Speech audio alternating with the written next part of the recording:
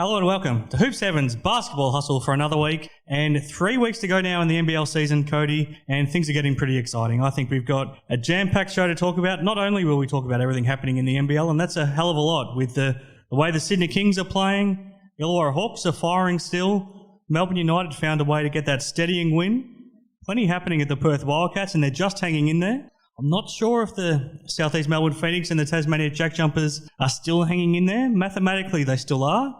Cairns Taipans are finding a bit of a spark. I think the New Zealand Breakers are crying out for the season to end. I think it's fair to say. Not only that, Cody, we've got a WNBL Grand Final series that could be about to wrap up. We've got an NBL1 West season that you're about to take part in that's about to fire up. That sounds like a pretty jam-packed show to me. So I'm Chris Pike, but the man that you've all tuned in to hear from, the former Illawarra Hawks, the former Sydney Kings, the former St. Louis power forward, Cody Ellis. How do we find you this week? Pretty good, man. Yeah, look, massive show. Lots going on. Another big round where, I think we've probably solidified the top four.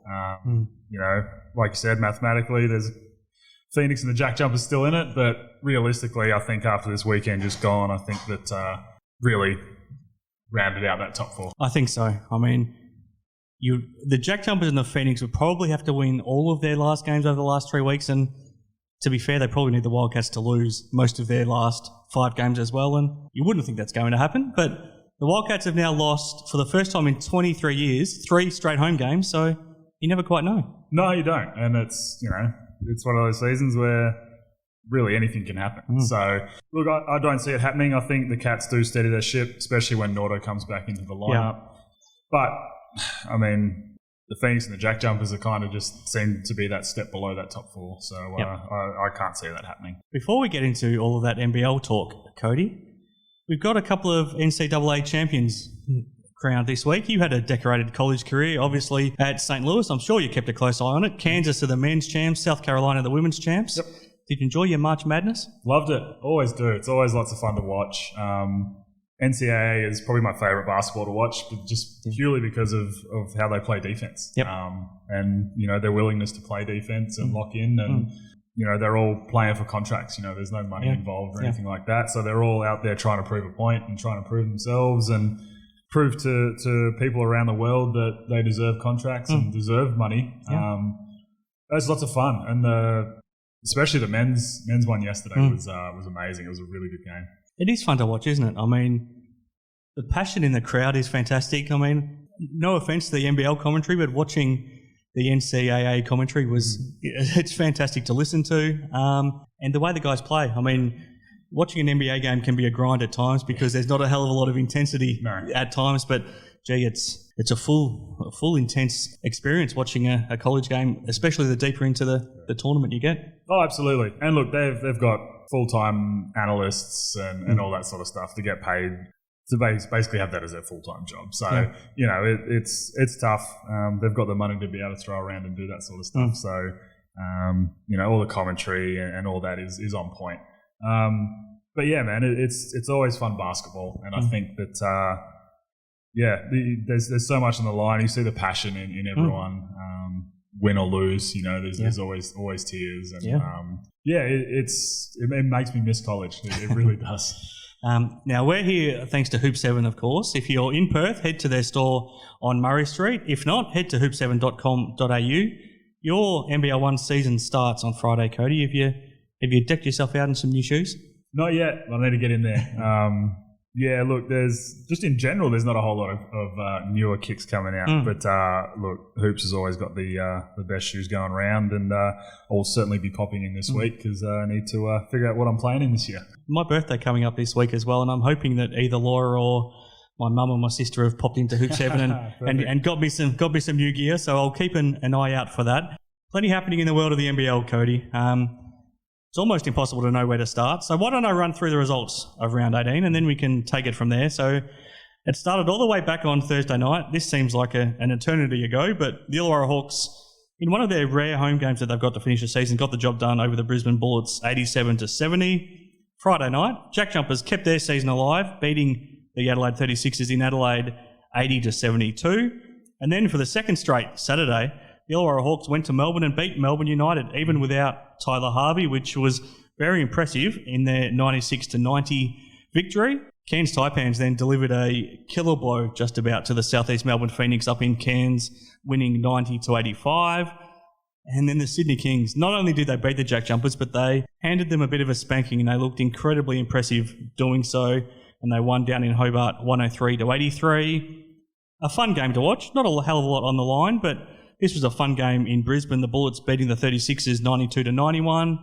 Then Monday night we had a double header. It was tough watching for the New Zealand Breakers, and I spoke to Dan Shamir afterwards, and he felt like there was no one in the building. He didn't know if anyone was watching or if anyone cared. I'm sure we were watching and cared, Cody. Absolutely.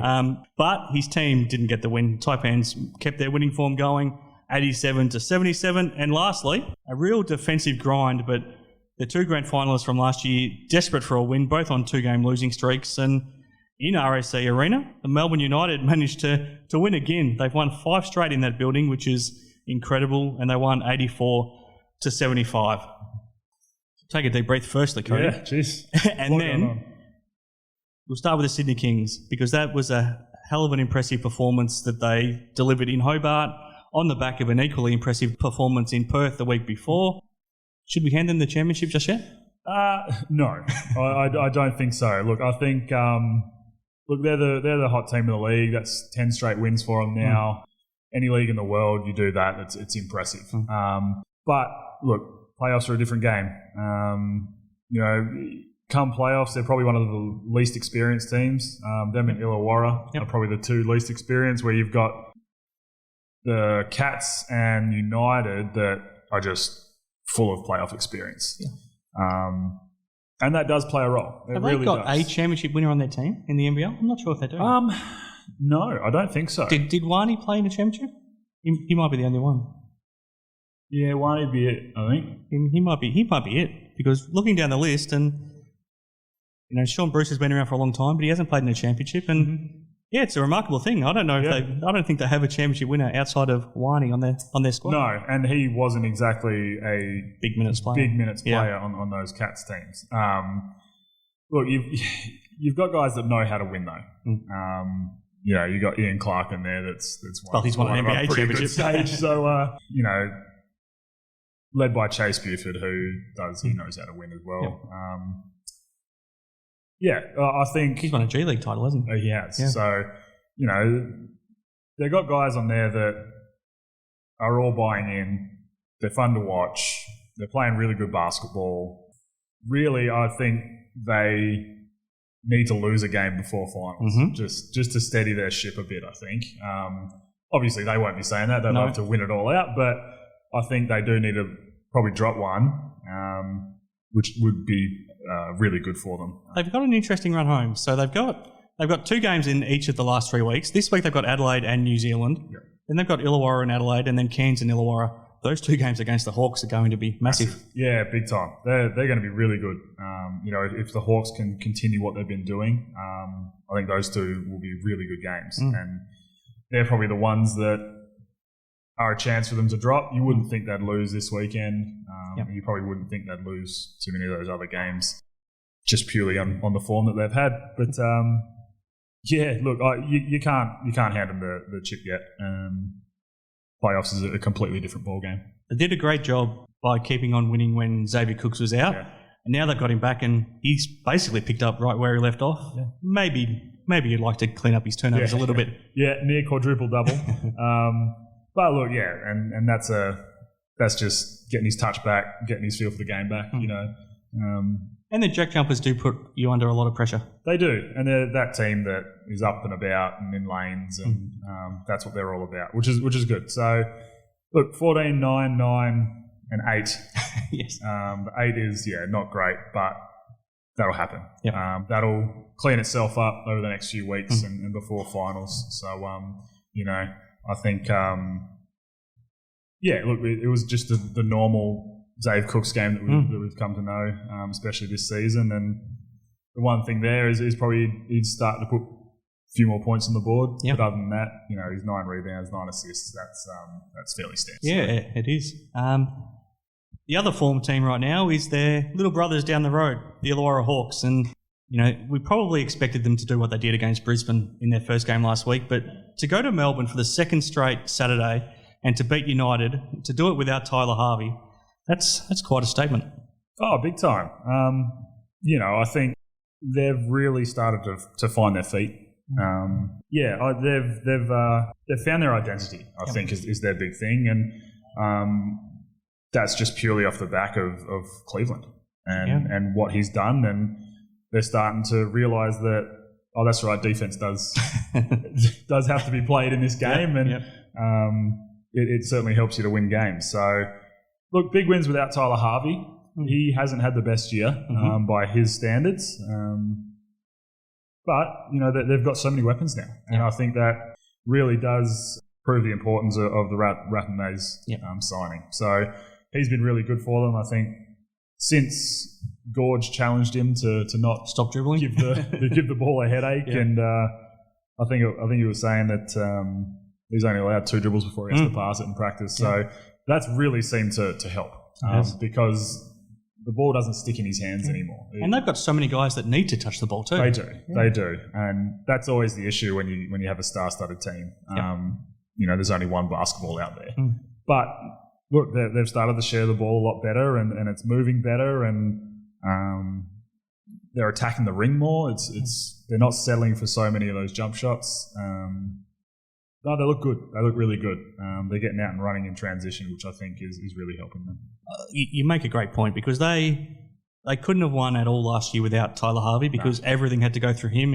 He had to be the distributor, and he had to be their leading scorer. All of a sudden, he's almost the icing on the cake, because they've got so many other guys that can do so many things. I mean, we saw Jessup have a massive game against Brisbane with 29 points, and then he could almost take a back seat against Melbourne, and then Rathenmays and Cleveland and Reith all stepped up. I mean, it's a great luxury to have, but it was planned ahead. I mean, they brought in Rathenmays simply because Gorge knew that Tyler Harvey needed some more help, and they brought in Cleveland to replace Justin Simon because they hoped he could do something similar defensively, but he would be a greater threat offensively. And for the first half of the season, it wasn't working great, and it looked like they were not having a lot of fun. Yeah. All of a sudden, that weight looks like it's come off their shoulders, and they're playing great as a result. Yeah, they are. And you're right. Like, I think this year they can cover that sort of stuff really well. So, Tyler doesn't play, and then they get really good wins still. And you're right, that's something that they couldn't do last year. Cleveland, again, now this second half of the season, he's just been amazing. I think he's been so good for them, and they certainly wouldn't be where they are now without him on that team. So, that was certainly a great find for Gorge. We'll talk about him a bit later when we get to our awards, but has he done enough to put himself into contention for, firstly, the MVP award, but also best defensive player? And as we've talked about, he's probably our favourite for the Galen Award too. For sure. Best defensive, absolutely. I think he certainly has to be in that conversation. MVP, no, he doesn't score enough. Sure. Sadly, the MVP is predominantly voted on by who scores the most, unfortunately, and that's not at all how it works. Realistically, in a basketball game, but that's what that award is. I still think they need to change it. You've got a defensive player of the year. You should have an offensive player of the year, and then an MVP. That's great point. Yeah. You need those in there because the MVP basically just becomes the best scorer. Yeah. So, look, I think defensive player of the year, I think he's certainly a very high up there candidate, and I'd certainly be considering him as the best defensive player in the league. Galen Award, like we said, he does all those little things that they need him to do, and he does them so well, and he's just gotten better and better at them. So absolutely. We'll see what Damien Martin thinks about his defence too once we get to the Damo Award a little bit later. Melbourne United, very rare that they lose 2 games in a row at home. Pressure was building them a little bit as they came to Perth on Monday night, and they didn't have Caleb Agada for the trip either, so they came to RAC Arena without an import, but it was a building they had won on their last 4 trips to. They had some confidence coming out west, and that was a really important win, because if they lost, they would have slipped to 3rd spot. As a result, they maintain top spot, and you would think probably just about lock away a top 2 spot, at least a top 3 spot as a result. Yeah. That was a big win for them to get. That was huge. And, it's one of those things that, again, they've got guys that know how to win big ball games. A couple of tough losses that, they just ran into a hot team back to back. So it is what it is. And then, look, it's never easy winning out this way, no matter who you are. But, they've done it on a few occasions now. Yeah. So, look, like I said, the RAC is a big stage, right? It's probably the biggest stage in the NBL. But all those guys on that United roster, they love that big stage, don't they? Well, that's it. They've all been on that stage. Yep. They've all been on a big stage. Building at the Olympics, Delhi, NBA finals. Yeah. You got guys like Ili who are just unfazed by that. Then you got Jack White, played for Duke, so he played on pretty much the biggest stage in the NCAA. Nothing's going to phase Newells and Barlow at this point they've in been their there life. and done that, throughout their whole career. So they're one of those teams that is dangerous coming into this because lots of them like to play on that stage, and we kind of saw that early with Goulding hitting down or knocking down those threes early. It probably doesn't help if his defender runs away from him. Oh, God, yeah. Toddy, I don't know what he was thinking, especially after he'd already hit one. He kind of got a hand and then ran away from him. So, I don't know. It's one of those things that he makes all those tough shots when you got a good hand on him. Maybe he was like, all right, well, if I leave him wide open, he might miss it. But, no, look, they know how to win, and it's when you win a couple straight, especially here, that monkey gets off your back and you come in with some confidence. Now, unfortunately, Cody, this is our second crack at recording our show this week. So I had some time to do my homework on your record in RAC Arena, but I didn't do it. So that's unfortunate. Yeah. But as a guess, I'm going to say that you probably went 1 and 10 maybe between your time with the Hawks and the Kings. It's a tough place to come and play. How have Melbourne been able to win 5 straight in that building? Yeah, it is tough, and thanks for reminding me of that record, mate. It's much appreciated. It might not be that bad. I'll do some research for next week. No, it would be that bad, trust me. It's one of those things. Not many teams can win here. It's a big thing. Crowd is such a big factor over here, and the Red Army is an amazing sixth man. And there's nowhere else in the country like it. The Kingdom is starting to get that way a bit. Yeah. The Sydney fans are starting to come out in force. And now that they've got a team that is consistent and fun to watch, the Sydney siders are certainly getting that way. But they're still not even close to what the Red Army are. And, the Red Army are used to winning, So any chance that they can get to be a factor, they're going to do that. But Melbourne's just come in and figured out how to win here. It's a defensive slog every time you play here. Scoring 84, you're probably going to win 9 times out of 10 playing at RAC.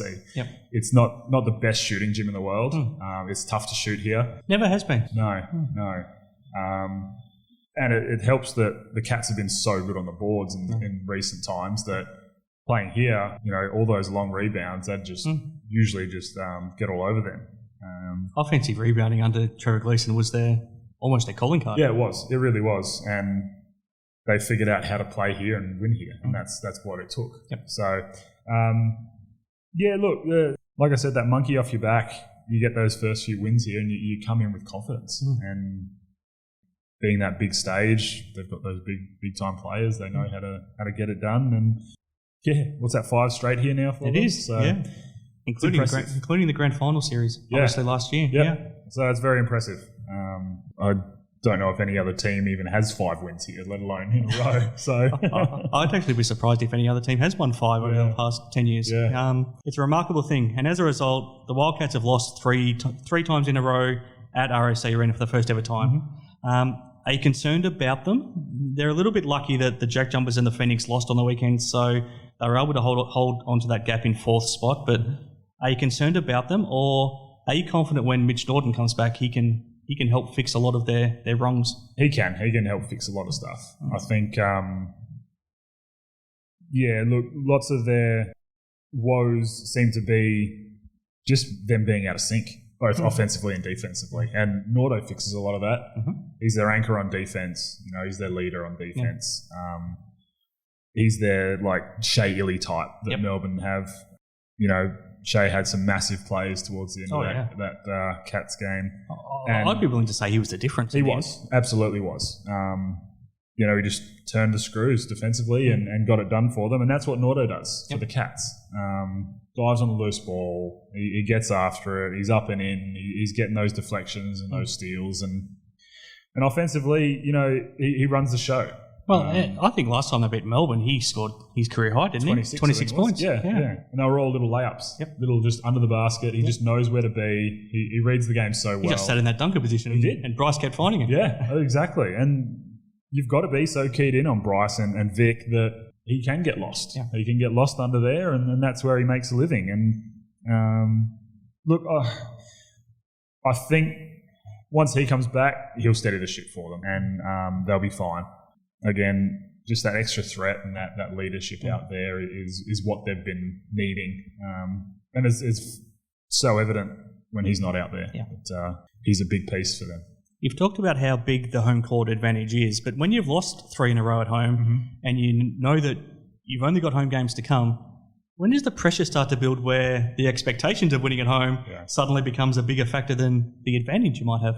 Yeah, look, I think the pressure is there now, especially when you hear look, everyone around the league loves it when the Cats lose at home, right? And there's no secret to it, but that's because it's become such a fortress. Yeah. But the pressure would be on because, you've lost 3 straight for the first time in RAC and for the first time since 99, I think it was. It was, yeah. Yes. Those are some pretty crazy records that have been broken on, the bad end for the Cats. I'm not sure if they've ever lost 4 in a row. No, and that's something that I think would be playing on their mind, but they've just got to really key in and actually show up and play. Yeah. It seems like, obviously it's tough because Nordo's been out, but it just seems like they've taken that foot off the accelerator because they're at home now. Whereas that can't happen. You still got to actually rock up and play basketball. And they haven't really been doing that. Look, that game against Melbourne was a really good game. They play most other teams in the league and they win that game. It's just a talented Melbourne squad that figured out how to win. It felt like a playoff game, didn't it? It really did. And that's what the playoffs is going to be, is that defensive grind. Yep. And that's what Melbourne and Perth have done in the past, is figured out how to just turn the screws defensively, and that's what the playoffs have been. So, look, I think there is pressure there. I think they certainly need to get a win this weekend. It's a big round for them. They are very lucky that Tassie and Southeast Melbourne lost this weekend because they would be biting at their heels. Yeah. And then suddenly that playoff streak starts to get talked about. Gets very, very nervous. So, no, I think they're okay, but the pressure is certainly starting to build for them, I think. We won't spend much time talking about the John Brown situation because we've done it to death over the last couple of weeks, but it's now official that he won't be coming in. There's no exemption that will be granted. And to be fair, I don't think there was a strong case for an exemption. Quite simply, sometimes a clearance does take a couple of weeks and they just didn't get in quick enough to try to make it happen. That's my thoughts on the situation. What do you think? Yeah, look, it's a tough one. I think I can see both sides of it.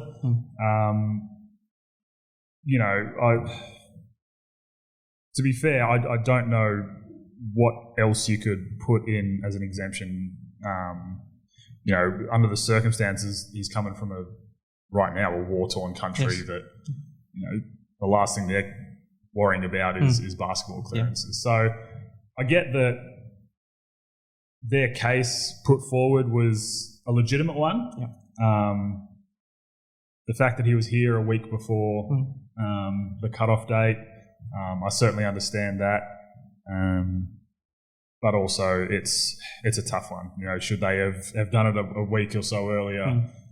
Clearances take time on the best of situations, let alone coming from Russia right now. So it's a tough one. I can see both sides of it. But it seemed like the NBL cut it off really quick. It seemed like it was an immediate response and just an immediate reply and just no. And that was it. It was kind of move on. So, yeah, look, and that's the piece that I think the Cats probably needed to be a legitimate contender. But again, most of the Cats guys have been there, done that. So once playoffs hits, they know how to win. So it'll be interesting to see if they do get everyone fit and healthy for finals and see how they go. Just one last thing on it. I mean, the person I feel for is Michael Frazier because all of a sudden it's gone from the club potentially looking at somebody to replace him to the club now making it very clear that they wanted to replace him and also that they're now unhappy that they couldn't replace him.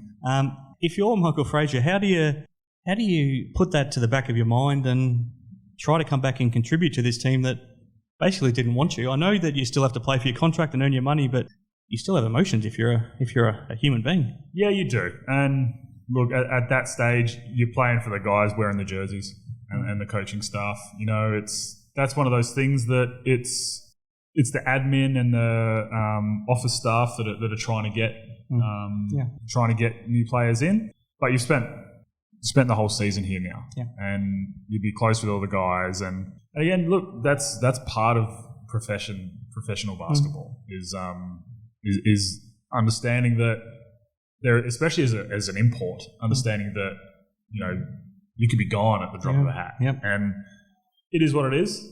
You've got to. It's tough just moving on from it, but you've got to just go out and start playing again and proving people wrong. And that's going to be the big thing is proving to everyone, including the Cats, that, no, I should be here and I can contribute to this team and contribute to winning a championship. So that would be your big reason for coming out and playing. But it would play on your mind. And he's just not in a great situation and it's got to be frustrating for him. So I do feel for him. I love the CJ Bruton story. He was an import in Puerto Rico. He got sacked from that team. He ends up going back to that team as coach and winning a championship. So these things can be done.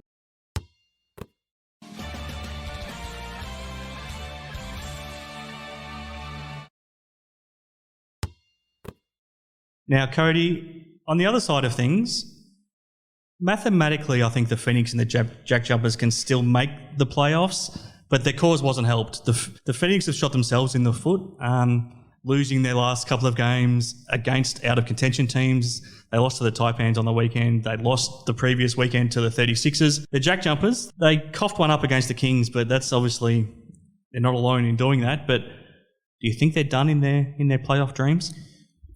Yeah, I think this weekend cooked them both. Look, Tassie's had an unreal year, but I think that they are just that one step below the rest of those teams where they've probably overachieved. Absolutely. I'm sure if you ask Scott Roth, then they haven't. But that makes sense. Yeah. But look, with that roster, they probably have. They've probably done better than most people, including myself, thought they would. And everything that they built was around having Will Magnay as their force inside. I'm sure he's their highest paid player. Yeah. They've basically done it without him. Yeah, they have. Certainly this late season push that they've done without him. So they've figured out how to play that small ball. Yep. So, if you inject him into the team now, I don't know how well they'll play. Well, you're right, because he hasn't had time to actually build that chemistry. No, and they have to change how they play. They'd have to change how they play. They'd have to figure out how to get him involved again. So that'd be tough. But look, they've been unreal. They've been lots of fun to watch, purely for their intensity and their hustle. Phoenix have total opposite. Yeah, grossly underachieved. It's no secret that once Ryan Broekhoff went out, their decline started, and he was certainly one of their glue guys, and someone that again does all those little things. He was voted in the Galen Award this year, so they've still got the talent to be able to do it. They do. It looks like they've all hung their heads and they've almost just written off the season. These last few games, they haven't had that same bite they had at the start of the year. Defensively, they've never been the greatest defensive team in the league, but that seems to have just slipped again. And it's got to be frustrating for Simon Mitchell because he's put a roster together to compete. Yeah. And they showed how good they could be in the first half of the year. They did, and it's tough, especially going from a semi-final last year. A couple plays from making a grand final. Yep. Well, they dominated that game 3 against Melbourne. They had that. Yep. So against the eventual champs, and they've just grossly underachieved, unfortunately. And I think they're too far back now. I can't see them cracking in either. It is amazing that it's all coincided without Ryan Broekhoff. I mean, we all thought he was going to come in and be this great shooter, but he's actually the guy that, very similar to Mitch Norton for the Wildcats, that was the one that was providing all that energy, providing the hustle, fighting for the loose balls, fighting for the offensive rebounds, and actually don't have anyone right now that's doing that. Yeah. No, they don't. And that's what I've always loved about Ryan Broekhoff is his shot isn't falling, right? And that's his mainstay. That's what's helped him make his money throughout his career. Yeah. It hasn't been falling for him here since he's been in the NBL. So he's figuring out how to impact the game in other ways. And it's all those little things, those hustle things. He's getting on the boards. He's diving on the ball, getting after it, those little chippy shots under the rim and just doing all those little things. And you're right, no one else has stepped up into that role. And that's got to be frustrating for the Phoenix. I love Jason Cadee. I've known him for a long time. Yeah. So have you. It's been fun watching him this year develop into a really good leader as well. But he's always been a guy that can catch fire and be a great shooter. And he's always fun to watch when he's taking his shots. And he had a tough night last Thursday against the Hawks in Wollongong and only had 2 points, went 1 of 8. But boy, did he respond against the 36ers a couple of days later. And a little over 4 minutes into that game, he'd already knocked down 5 threes. It was a hell of a lot of fun to watch. And then he won the game with 2 late threes as well to finish it off.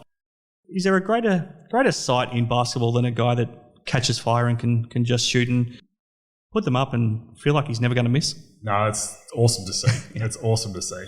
And look, watching Jace this year, I think he's really evolved into that leader. And it's something that he probably hasn't had to do in the past. He's always kind of had that leader out there. But especially with Sobes going down, I think he's just evolved so much. And it's awesome to see, a guy that would have or could have almost had his career cut short many years ago. Before it started with that car crash. In that car crash. And to see where he is now is just amazing. And, I was lucky enough to play with Jace throughout juniors a bit and then in the NBL as well. And he's just a great teammate. And seeing him start to catch fire is no surprise because he's one of the better scorers around the league. And it's awesome. It's fun to watch. Yeah, I look forward to watching him over these last 3 weeks. I hope he just keeps jacking it up. Yeah, I mean, there's nothing to lose on that Bullets team, so just go for it. Yeah. Another interesting thing that happened on the weekend. Fascinated to get your thoughts on Caleb Agada's ejection against the Hawks on Saturday for Melbourne. His first unsportsmanlike foul is what we've seen called most of the season, so that was fine. But when he went up to go for that block and he got out of position defensively and tried to save himself coming down and got called for the unsportsmanlike for that, and I don't think he could have come back anyway because he hurt himself. Yeah. So it probably didn't affect his game too much. And as we saw, he didn't play 2 days later in Perth either, so he was hurt. But do you want to see a guy get ejected for something like that? No, you don't. But to the letter of the law, it's an unsportsmanlike, right? And I've had unsportsmanlike fouls called on me in that same way. Have you got up that high? Not as high as he did, no. Maybe the guy I was guarding was smaller and he just got under me a bit better. So I used to be able to jump, all right? It's frustrating. It's frustrating because what you do is you try to save yourself in the air, right? And it's a fairly dangerous play and it's no one's fault. It's something that happens in a basketball game. His leg got caught on his shoulder and around his neck, and then his hand reached out to try and save him and again reached around his neck. Yeah. And that's, excessive contact above the shoulders. And again, letter of the law, it's an unsportsmanlike, and the refs do have to call it, unfortunately. You don't want to see it. It shouldn't be called like that. Yep. But it's been called like that in the past, so they can't just pick and choose when they want to call it, unfortunately. But you're right, something like that, like you can see he's trying to save himself. He's not trying to hurt the guy. No. He's trying to save himself from hurting himself, and he still hurt himself anyway. So it's a frustrating play. It's one of those ones that I think the refs need to understand, especially when they go back to the monitor.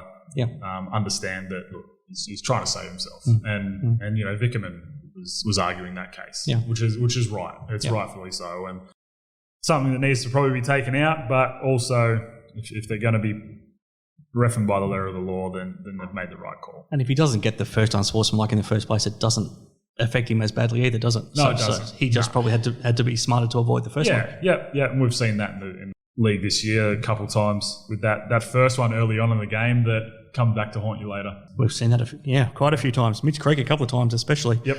The Cairns Taipans, they're a lot of fun to watch right now. Mm-hmm. We know how frustrated Adam Ford has been throughout the season, but he looks a very content man right now because he's getting the effort from the team that he hoped for, and sometimes you get that sometimes you can get better by subtraction. Mm-hmm. It's nothing personal against Tajir McCall and Steve Zimmerman who aren't playing right now, but the other guys have stepped up with their energy, and Scotty Machado now looks like, without having to share the ball carrying duties with McCall, that he's getting back to some of his more usual form. And then Majuk Deng's responded to the challenge from his coach. He benched him a few weeks ago, but he's responding and playing with a lot more energy. Court Noyes starting to find his groove a little bit. Bull Kowal is just doing what he's been doing all season, and so is Keanu Pinder. Mm-hmm. But suddenly, by not having to share their role so much, suddenly things are working a lot better. Oh, definitely. And they just seem like they're having fun playing again. Yep. And that's such a big thing in this league, is enjoying playing. You're right. I think with McCall out, they've all kind of just picked up the load, and Machado is getting back to the Machado that we know. Bull Qual's been really good this year. He should be certainly in contention for Rookie of the Year. Or guaranteed it if you're homicide. Which I don't disagree with. No, I don't either. Quite Noyes kind of had a bit of a strange season, injury-wise. Juk Deng is playing his role again. He's one of those guys that he can catch fire at any time. Okay. And he's one of those guys that if he does, he's hard to stop. Yeah, he's so long. He's so long, and he's with his release, you can't block it. No. And Keanu, I mean, I've sung his praises all year, and he's been amazing. And, I even said it on Twitter this week that he has been so impressive that other teams need to be throwing some money at him to try and lure him away, because he has been so much fun to watch. He's been amazing for this Cairns team, and it just shows that you put the right confidence into a player, and as a player playing for the right coach is you can get the best out of yourself and best out of your players.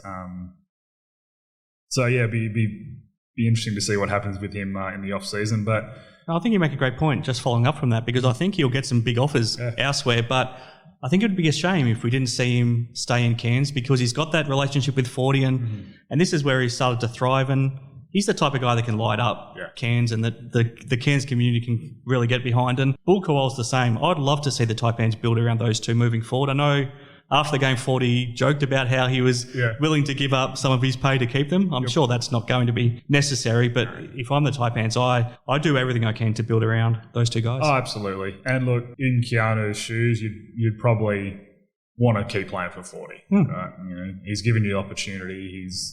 He gives you that freedom. They know each other from back in juniors here in Perth. And Cairns would be silly not to throw a decent offer at him, for sure.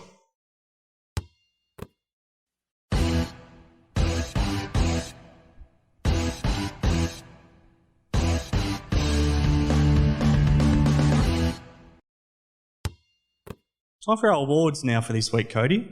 Both the scoring machine and Damo have come through this week. Unfortunately for Damo, we mentioned last week he's in isolation. He's now tested positive with COVID, and brutal. And it's hit him pretty hard. So our wishes go out to Damo. I hope you recover, and are back on your feet soon. We haven't seen him on our TV screens yet this year. No. Since they've been back in RSA Arena, and hopefully Sean stops hogging the microphone pretty soon. But he has come through with his votes in the Best Defensive Player Award, thanks to Everlast, because he's got nothing else to do. Exactly. And you well and truly know what that's like. Yeah. No surprise in his votes either. So, amazingly, this is the first time Matthew Dellavedova's got a vote in his award this year, but he gets the one vote from Melbourne United. And then I think it's pretty obvious the next two was just a matter of which order you go in. So he's gone Shea Ili with the 2 votes, Antonius Cleveland with the 3. That means all of a sudden Cleveland has joined Luala Chul on top of the leaderboard. Shea Ili's only 1 vote behind. You happy with that? Yeah, I think so. It's hard to argue with those. It is surprising Delhi on there for the first time, but it's such a high standard that you hold Delhi to. And he's also got 2 teammates that are in the top 2 spots. Exactly, so that doesn't help him. But yeah, look, Shea and Cleveland, I think, flip of the coin.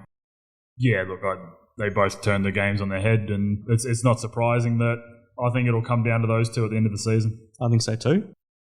Player of the Year Award's getting interesting as well. Sean Redditch has come through with his votes, and 1 vote for Josh Adams for the JackJumpers for that 31 points that he scored in Adelaide. Jalen Adams, another 2 votes. Xavier Ratton-Mays with the 3 votes for all the reasons we talked about before. Antonius Cleveland with the 4 votes. And I'm really happy with these 5 votes. Yeah. I think Keanu Pinder deserves this sort of recognition for what he's doing. Oh, absolutely. Back-to-back player of the games and just being Keanu and being that energy guy. And, yeah, it doesn't surprise me that he's on top of the list this week. He's been awesome. And that means that Bryce Cotton and Jalen Adams are both on 31 votes. It's going to come down to those 2. They can't be split right now. It's going to be fascinating the last 3 weeks to see who takes this out. It is, and that's good. I love that. Jalen has proven that he's a legitimate player, and look, Bryce has been quiet by his standards in the past few weeks. So 2 weeks in a row he hasn't got a vote, and that's unusual for the scoring machine. I know, it's crazy, right? Yeah, look, again, I think clearly they're both on 31 votes, and then 3rd place is Mitch Creek with 21, so it's going to come down to those 2. Yep. Look, I think you'll see Bryce start to turn it up a bit once Norton comes back into the lineup again. But yeah, it's going to be interesting to see how that plays out. Your job, Cody, is to award the winner of the Galen Award as the best team man in the NBL for this week. Yep. This could be a tricky one. We've had some tricky ones, and Antonius Cleveland has made it easier in recent weeks, and he's put together another really strong case this week for what he did, especially against Melbourne, but also in that win against Brisbane to start the weekend. So he has to be a strong contender once again. But I think his teammate, Xavier Ratton-Mays, made a really good case for how well he ran their team as well. Definitely. Shea Ili, we talked about him, and that was a hell of a performance that he delivered in Perth. Yep. For a very small Tasmania team as well, without Will Magnay, I think Fab Krislovich has done an enormous job trying to fight it above his weight division as well, and he fought against some big bodies again over the weekend. And Keanu Pinder, that energy that he brings and what he's delivering now is massive. I think you've got a tough job. Man, this has got to be the toughest week by far. I could definitely give it to anyone that you've listed there. You see the Melbourne and the Hawks game and you think, all right, I've got a fairly clear winner here in Cleveland probably. Yep. But you're right. Rathan-Mays was amazing in leading the team, and he certainly stuck his hand up for that. But then you see what Shea did here in Perth, and again, he turned the game on its head just purely out of effort. Yep. Fab's been unreal this year with Will Magnay out, just banging with those big bodies, and he's probably used to it, having had to have guarded Big Nate. Yes, absolutely. For a couple of years there at Cairns. Tough one.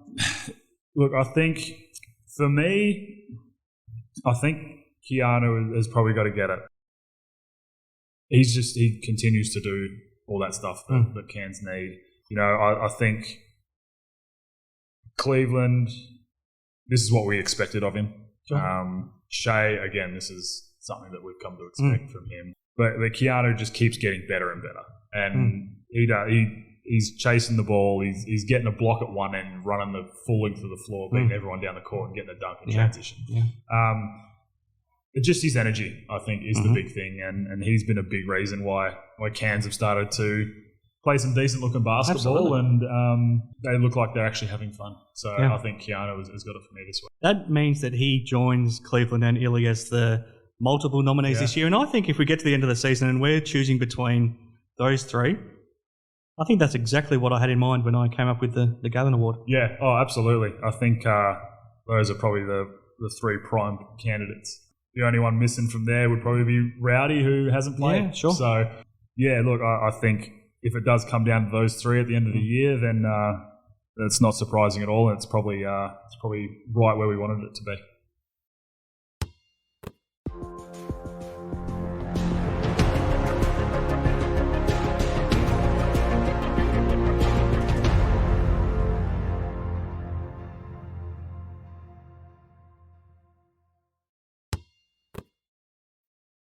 Now, before we get back to the NBL, Cody, let's take a little bit of a different track quickly. WNBL Grand Final Series. We talked about last week how it was going to be pretty fascinating between the Lynx and the Boomers, and Perth probably had a lot more firepower, but Melbourne had that experience edge and home court advantage as well. Didn't count for a lot in game one because the Lynx were absolutely on fire and they won 98-71 on Saturday, and now all they need to do is win one more game, and they've got a chance on Wednesday night on their home floor to win their first championship in 30 years. They've got a lot of firepower. Darcy Garvin, Jackie Young, Marina Mabry, all firing, and then they've still got Sammy Whitcomb who can catch fire at any point, and Lauren Scherf inside as well. But it's an experienced and deep Melbourne Boomers team as well. What did you make of game one, and who takes it out from here? Yeah, look, it was awesome. I mean, Lynx came out ready to go. Again, I'm hoping that lots of people tuned in, even though it was at the same time as the Melbourne game. At least game two's got some clean air out of Perth. I know. Although it's very late if you're on the eastern states. On the East Coast, I know it's tough. But game two of a grand final series, you'd think people would be I hope so. willing to stay up and watch. Yeah, look, the Lynx just have so much firepower. And it's tough to figure out who to try and stop because, again, that next person is stepping up and being massive. You wouldn't expect the Boomers to go 6 for 26 for 3 again. You'd think they'd probably knock a few more of those downs. And again, experience does play a massive part in finals games. So, look, I think it's going to be an awesome game. As much as I'd like the Lynx to win, it'd be awesome to see them force a game through. Sure, yeah, absolutely. You know what it's like to share something with your dad and to lift a championship alongside your dad. It's not quite the same with Darcy Garvin and Ryan Petrick, but they have a long-standing relationship. They're great friends, and they're both Rockingham locals, and now they're both trying to win for their hometown team in the WNBL. What would it mean for those two to do it at WNBL, and if they can hold that championship up together? Oh, it'd be huge for them. They're both kind of grown together in the basketball ranks, and they've both made it to a pretty significant spot, I think. And they've both done so well and represented WA so well. Yeah. So I think that'd be huge for them. And they seem to be doing all they can to get that win, and I think it would mean a lot to them, and mean a lot to them. I think it'd mean a lot to the Rockingham program, and it would certainly mean a lot to basketball here in Perth. Absolutely. All right, so tune into that on Wednesday night from 7 o'clock if you're in Perth, or 9 o'clock if you're in Melbourne, and check that out at Game 2. If required, Game 3 will be back in Melbourne on Saturday. Now, you're back in action as well now, Cody, as of this week. NBL1 West season tips off on Friday night. I'll start off by putting you in the hot seat, and we don't want to give Matt Parsons at the Perry Lakes Hawks too much of a leg up, but will we see you out on the court on Friday night?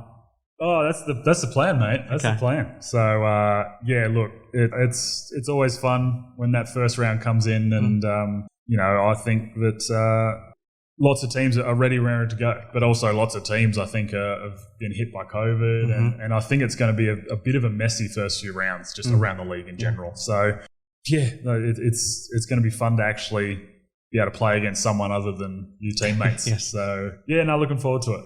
The NBL schedule has been kind to you, meaning that Luke Brennan will be able to be on the sidelines for you on Friday night for his first game. Yep.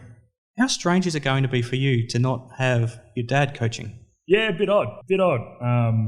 But look, it's it's one of those things. We've gone through a full preseason now, so we're kind of in and ready to go with the coaching staff, and we've put everything in place, and we're feeling pretty good. So no, it'll be fun. It'll be good to hopefully see Dad sitting there and actually enjoying the game rather than having to stress about it. Would he have a Senators polo on, or given everything that's happened, will he stock up on the opposition team every week and support whoever you're playing against? No, he won't do that. He certainly won't do that. But no, look, like I said, I think it's good for him. You know, work has ramped up for him, so he's in that position where he didn't think he could put the right amount of time into the club, which is unfortunate, but you know, he's a big reason why we are where we are right now as a club. So I think he'll finally be able to enjoy basketball again. Let's hope so.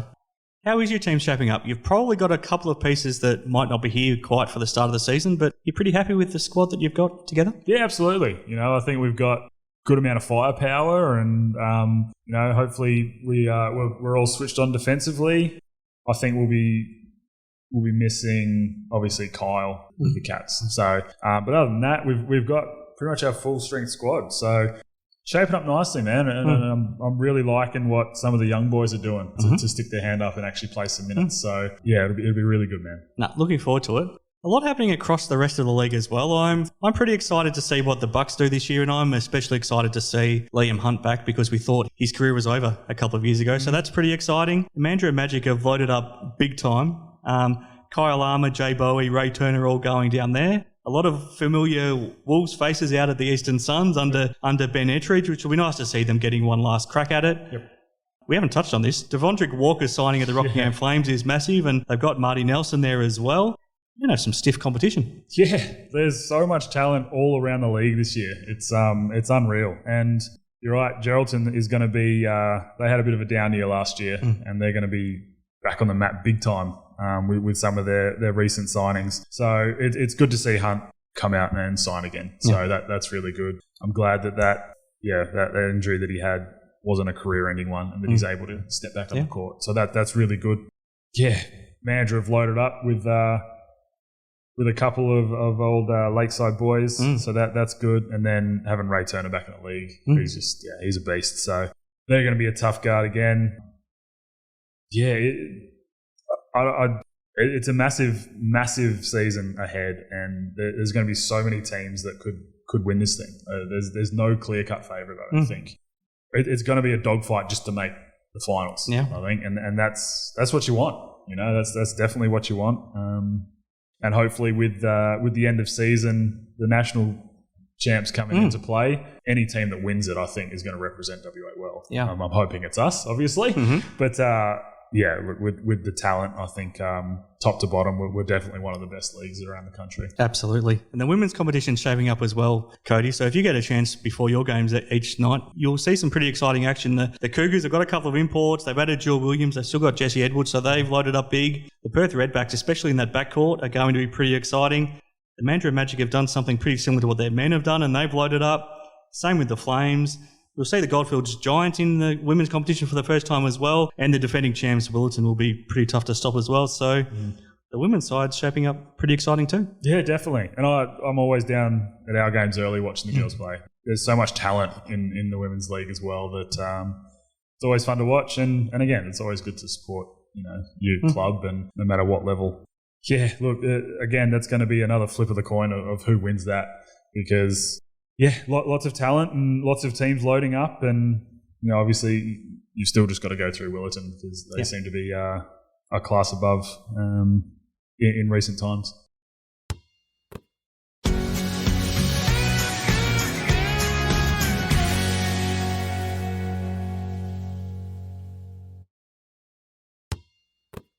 All right, Cody.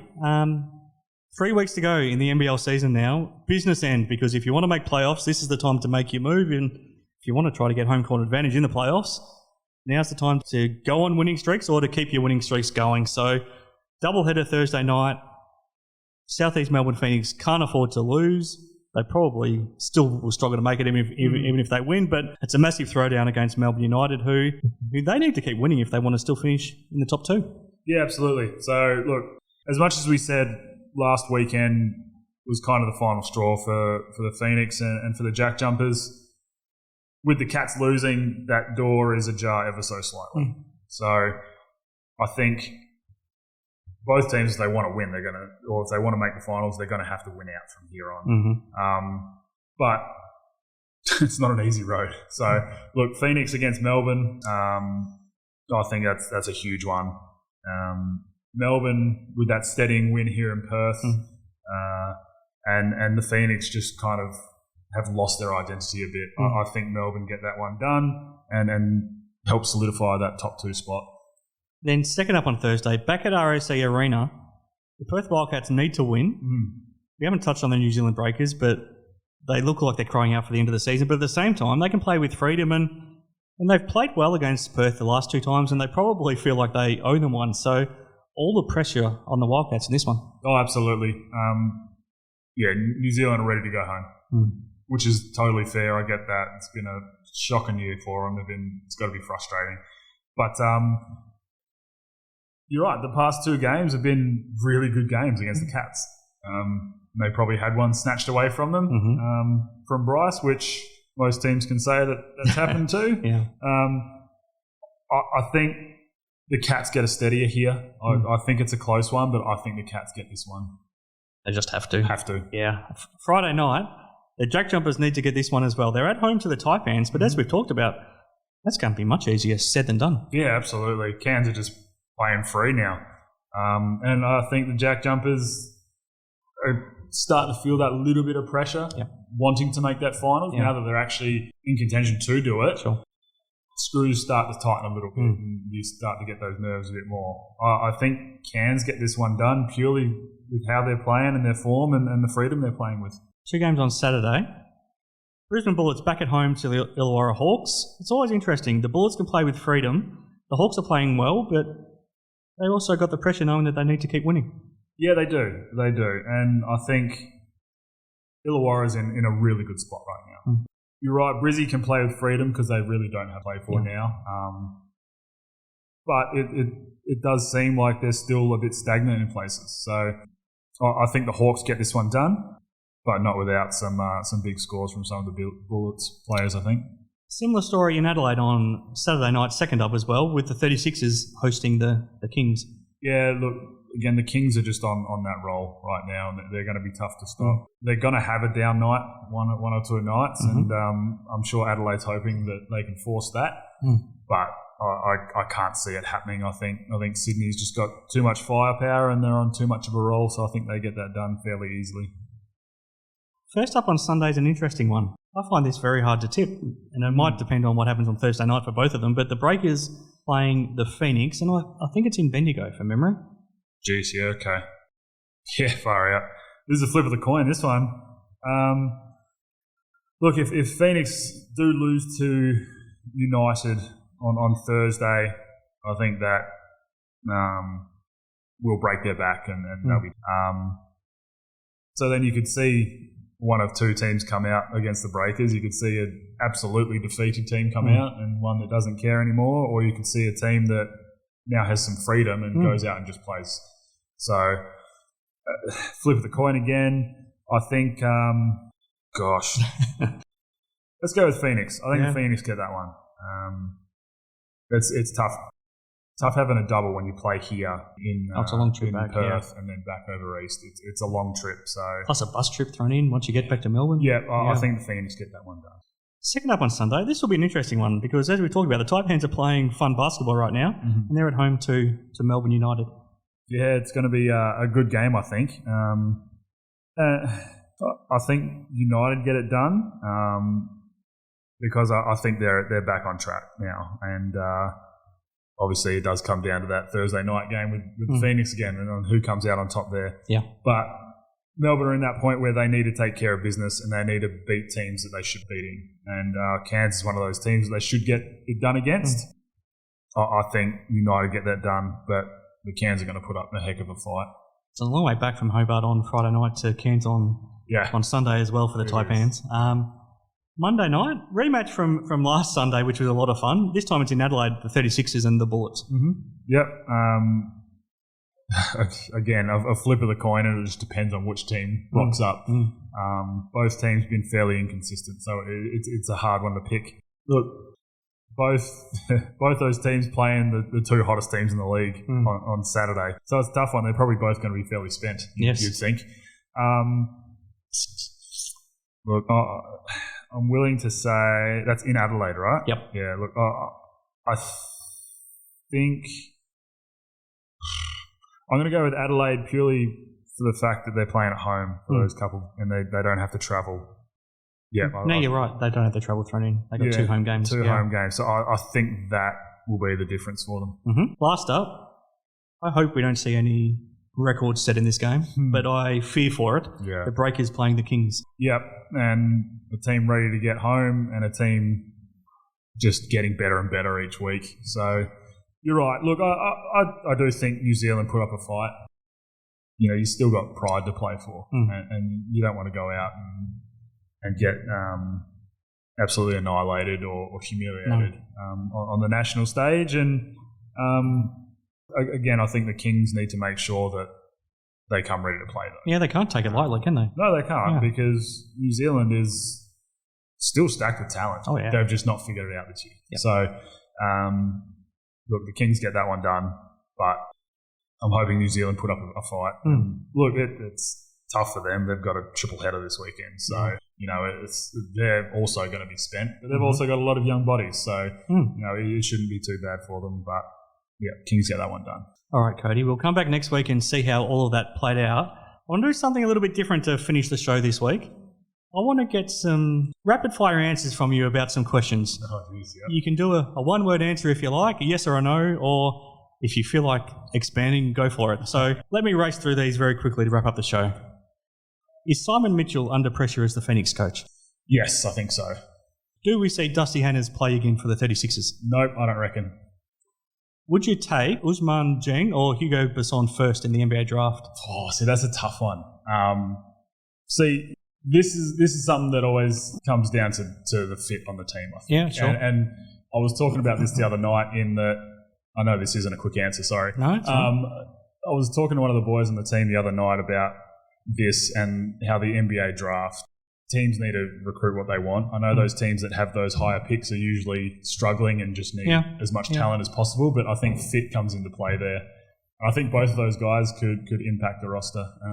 I think Dieng will go first purely because of his height, his length and his athleticism. But I've liked Hugo Besson more this season for the Breakers. Do we ever see John Brown play in the NBL? Oh, look, it wouldn't surprise me if he signed on for next year, but that's really going to depend on where Rush is at and because there's some big money over there. Yeah. So I hope so, because it'd be fun to see him. Do we see Michael Frazier back in a Wildcats uniform? Yeah, I think so. Do we see Keanu Pinder re-sign at the Cairns Taipans? Or not without some tempting to go elsewhere, but I think he does re-sign with Cairns. Is this the last we'll see of Nate Jawai?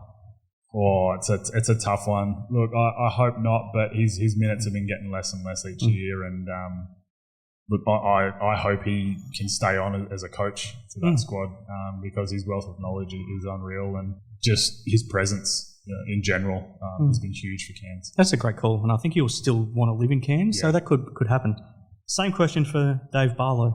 Yeah, he's had a bit of an interesting couple of years now. I do think that he's probably on his way out.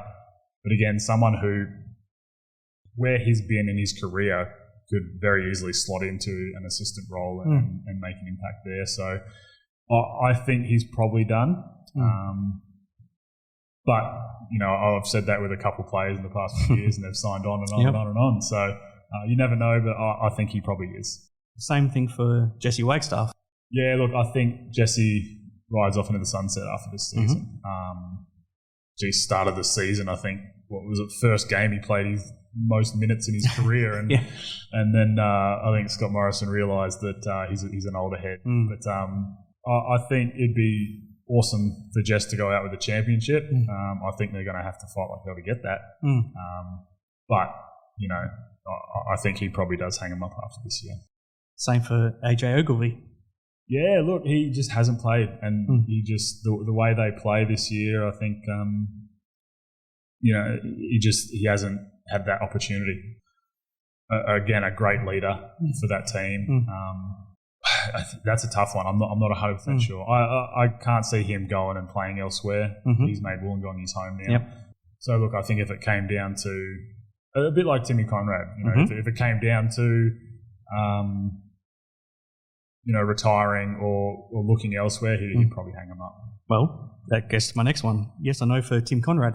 Yeah, he's had an impact this year. Absolutely. So it wouldn't surprise me if Gorge wanted to sign him on again for just another year, see how he goes. The last one on that theme, Brad Newley. Newells, yeah, look, I think he's probably ending his career. He's coming to the end of it. That's a lot of really big names that could hang him up at the end of the year. So it'd be a heck of a retirement class if they all did hang him up. One of the most probably storied and yeah, geez, that's crazy. There's a lot of big names on that list that absolutely could be finishing this year. So again, he hasn't had too many opportunities this year, and his play is just, especially with guys like that, where they rely on their speed, their quickness, and all that. It's got to be tough. So also living away from his family. Yeah. So look, I think he does. I think he goes home and spends more time with his family. A couple of quick ones: Jalen Adams or Bryce Cotton for MVP? Oh, I reckon Jalen. Shea Ili or Antonius Cleveland or Keanu Pinder for the Galen Award? You can change your mind in 3 weeks' time. Yeah, I was going to say. Keanu. Who's doing a better job on the microphone from our Hoop 7 family? Damien Martin, Sean Redditch or Alex Loughton? Oh, well, Lousy's been the most consistent right now. No, that's a tough one, man. Sean's always so good to hear from here. It was good to see him in the crowd a couple of times at the game the other night. So, look, they've all done really well. I think Damo was on the mic for that first game back in Perth. Actually, I think he was, yeah. And he's just a wealth of knowledge, and he loves being in the spotlight. So, he does. Look, they all give something different, and I think they've all been really good. I couldn't, and that's not me sitting on the fence. I honestly couldn't pick one, but they've all been really good. The last one. If Jesse does end up retiring, the Wildcats will finally not have Jesse. They won't have Sean Redditch. They won't have Matty Knight. They won't have anyone filling that power forward spot that you could fill. Is there any chance you might fill it next year? Oh, that'd be the dream, mate. That'd be awesome. But look, I'm not sure what's going to happen there. Yeah, look, I think as soon as Jess hangs them up, I think the Cats need to quickly retire 3 numbers. You could do it at once, couldn't you? Yeah, I think you could, and I think that would only be right, really, with what they've done for that club and for the league in general. Just setting a standard. So, look, who knows what Jess is thinking? Each year you think he's ready to hang him up, and then he comes out and just keeps being Jesse and keeps plodding along and being a difference maker. So, yeah, look, obviously it'd be awesome to put on the Cats uniform, but I'm not holding my breath. No, but also don't give up on the dream, Cody. No, definitely not. That's been a big show. Over the next couple of weeks, we will catch up with Adam Gibson. We'll catch up with Sean Redditch. We'll catch up with Damien Martin, but just so much to talk about right now, Cody, as everyone would have noticed on this week's show. I hope you all enjoyed tuning in. I'll sign off and leave you with Cody Ellis with what he's most looking forward to this weekend. Oh, NBL1 starting, just to be selfish. No, it's going to be good, man. Good round of basketball all around, so hope everyone enjoys.